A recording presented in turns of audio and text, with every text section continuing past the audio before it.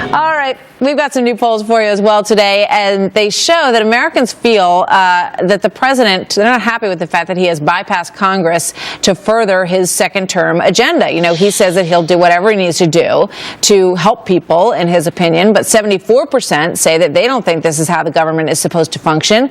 Most Americans also express doubt about the economic recovery because 58% of Americans believe that the worst is yet to come.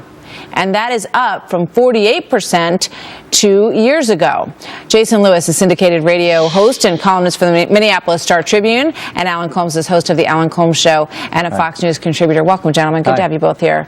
Let's tackle that number first about the 74%. 74% think that they don't think this is the way the government is supposed to operate. The president's talked a lot about his pen and his phone and the power of both of those, and this is the reaction so far, Alan. Yeah, it is, and what troubles me about it, though, it seems like Barack Obama is being held to a different standard than other presidents. For example, the previous president had 173 executive orders in 4 years versus 168 in 5 for Barack Obama. Ronald Reagan had 300 some odd in his two terms in office.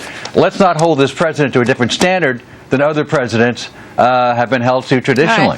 Right. I'm not sure that it's the volume so much as it's the nature of how those executive orders have been used, Jason. But you know, no matter how you slice it, according to this, people don't like what's happening.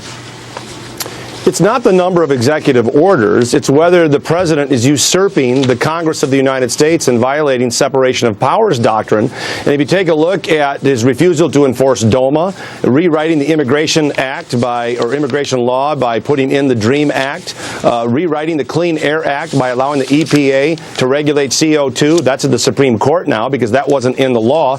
And of course last week for the 27th time, rewriting the Affordable Care Act, which said the law shall apply months after December 31st, 2013. So that's now. And he's put it off to 2015, now to 2016. So there's a real constitutional crisis. I'm telling you, Richard Nixon's got nothing on this guy. We could debate the nature of these executive orders. We had a previous president who brought in lawyers to the White House to tell him that waterboarding was torture, or was not torture, rather, and that was okay. They justified violating the Geneva Convention and the Code of Military Justice and the UN Convention on Torture. So we can debate back and forth which is the better executive orders that were issued.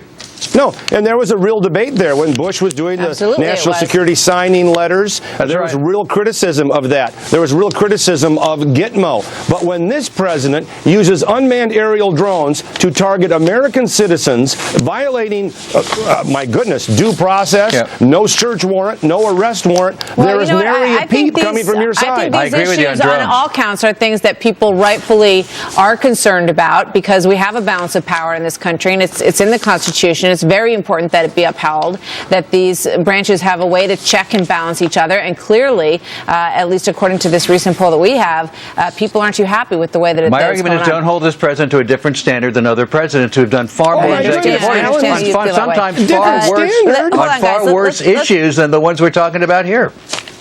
If George Bush, and I was no huge Bush fan, but if George Bush would have done this with the drones, Alan, there would have been 24/7 on a few other networks. He did it with war, he did it with torture, he did it with a whole number of things he didn't seem to have a problem with.